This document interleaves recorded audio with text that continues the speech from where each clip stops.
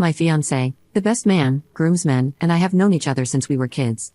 We collectively met between 6th and 7th grade and have been running around in the same friend group ever since. The group has grown and shrunk over the years, but a small core of us has remained extremely close. Recently, my fiancé's best man Jay, 30M, has been making jokes when we're hanging out about the two of us dating that have now escalated. Admittedly, when I met Jay in 6th grade, I had the hugest crush on him, and everyone knew. I was much taller than average for a girl at that age, and he was one of 2 guys in the entire school as tall as me. That, however, is where the story ends. I had one hell of an awkward phase in middle school, and he was very clear from the start that he was not into it. Post-awkward phase, as friends and adults, it was something we constantly joked about but never seriously, since everything between us had always been platonic. This joke about me being rejected by him has recently turned into how he dated me first whenever my fiancé and I are around. Despite the inaccuracy and an increase in its frequency, everything has remained pretty lighthearted in context, and while annoying, it is something I have been able to brush off or quickly rebut. This escalated over the weekend when 2 of my fiancé's groomsmen were over hanging out with my fiancé and me. The wedding was brought up, and after a concerning look between the two, they mentioned something that had happened with Jay they thought we should know about. Apparently, Jay had been telling them stories he was considering for his best man speech, with the main one centering around how I had been shared around and had made my way through the entire friend group. While they kept what was explicitly said fairly vague out of respect for me, they were clear it crossed the line and insinuated I had slept with the entirety of the group attending the wedding. They were very clear with Jay that he could not say anything like this in his speech.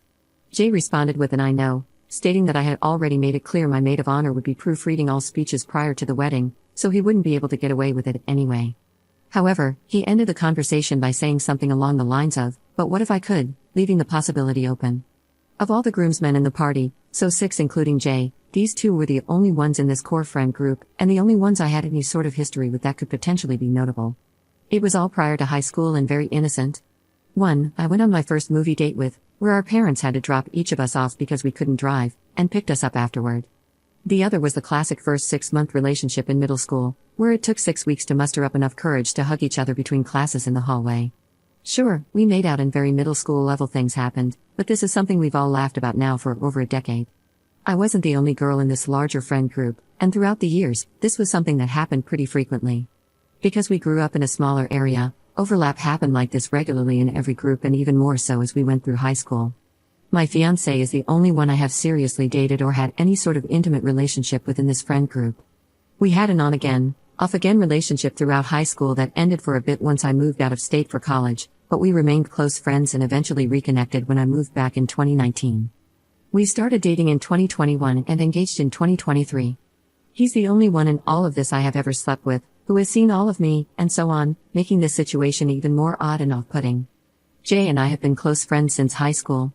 When my fiancé was in a toxic relationship that isolated him from Jay after I had left for college, Jay would reach out to me for advice on school, girls, relationships, and more. He had always been our number one supporter, advocating for my fiancé and me to reconcile our relationship throughout college and into adulthood. He even took a bit of credit and would throw around an "I told you so" here and there when we eventually did reconnect. I'm not sure how to handle this. I could write an additional post about how frustrated, confused, wronged, and uncomfortable I feel, all of which I plan to discuss in more detail with my fiancé after sitting on the issue for a bit longer. We've all talked about it, recognizing the way Jay is framing things as wrong, but my fiancé and the groomsmen are able to brush it off in a way I feel like I can't. I don't know how to move forward from this or what to do next. Edit. Fiancé and I aren't getting married until the end of next summer, so many of the conversations about toasts and speeches have been more theoretical, except that a few have asked for the opportunity to give a toast, including the best man. We have loosely included this information in the Save the Dates, on the website, and in other prints. Fiancé and the best man have been best friends since kindergarten. They were neighbors and inseparable until they each went their separate ways for college. My fiancé's parents basically raised him alongside the best man. Jay has strictly only ever expressed platonic feelings for me. Even when both single or alone together, we have only ever acted as friends towards each other after the embarrassing early middle school crush I had. Update 1. First, I wanted to thank those who were clear and honest about how alarming the situation was from their perspective. When posting, I was still processing various feelings about the matter, and still am, which not only limited my ability to really look at the situation from a different perspective but also left me in a state of paralysis of what to do next, both long and short term. Since posting, I have spoken in further detail to both my fiancé and one of the other groomsmen involved. I also confided in my maid of honor about the situation for an additional perspective outside of this specific friend group. After these conversations and reading through all comments on the original post, I've come to realize the significance of a few key details. Jay has a deep-rooted superiority complex. He always has, and it is something many in our friend group have become accustomed to. He has always been the type who seemed to believe he was the standout among his friends, whether that be through education, athletics, his career, or with women. Jay has also always been a bit egocentric, and a lack of accountability or consequences for his actions has been growing for some time now. Despite it almost always being unintentional, he more often than not is oblivious to the inconveniences and harm he causes others, as long as it is beneficial to his personal ego. This is about jealousy from a few different angles, but not about me specifically. When looking at the full picture, this escalation feels like a continued attempt to knock my fiancé down for reaching that next stage in life. Whether that is because my fiancé has reached it before him or has moved onward without him, I cannot say for sure. Jay has issues with misogyny that have also been escalating in tandem with everything else. His lack of respect for the women he has dated has also seemed to increase. Much of the personal tension between him and me recently pertains to his perspective on women, which has begun to veer into a more disrespectful realm, alluding to an increased belief that, due to their gender alone, women are inferior. The good friend he was to me over the years, who was always kind and supportive, who never overstepped boundaries and was always there when needed, can exist alongside the above information. They are not mutually exclusive. Life happens, and people grow, sometimes in opposite directions. I spoke in depth with one of the groomsmen to gain further transparency on the situation and what was explicitly said. He acknowledged that the conversation initially centered around the excitement they had for the wedding, with Jay clearly stating he wanted to give my fiancé and me the best wedding and experience possible.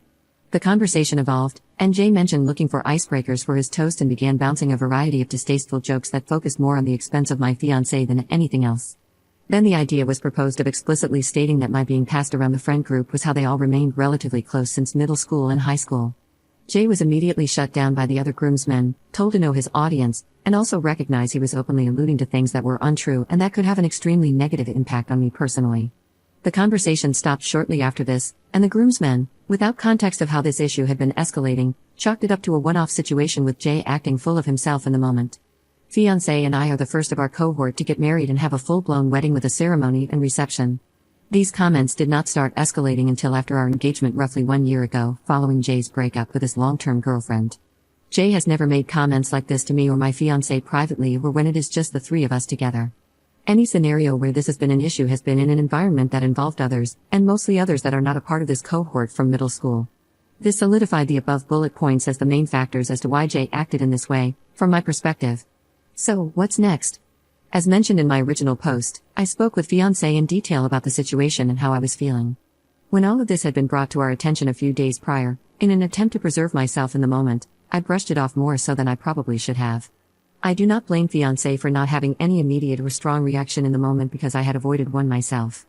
I think it's important to note that Jay is not a day-to-day character in our lives. While he travels frequently for work that brings him to our area, we live states apart. He has not lived in the same area as me or my fiancé since high school. Much of this evolution with his personality has happened in the last few years as well. I recognize this is not an excuse for the lack of accountability on our part but felt it added important context that this was not something that was observed and ignored daily but one that has slowly been recognized over time, since we maybe see him 4 times a year at most. Fiancé was extremely open in conversation, immediately bringing up the idea of talking to Jay but admitting to not viewing this as anything more than Jay just being Jay and that he was all talk. At this point, we had only discussed how Jay had continually escalated the situation and how uncomfortable I had now become from this. The lack of accountability fiancé had for Jay's actions definitely hurt, but then I recalled a commenter who had asked if I still considered Jay a friend because he actually was, or because that was how it has always been. To sum up what turned into a lengthier and much more productive conversation with fiancé, I told him that while I recognized his friendship with Jay was something that had always been a part of his life, I personally did not want to be friends with him anymore after this.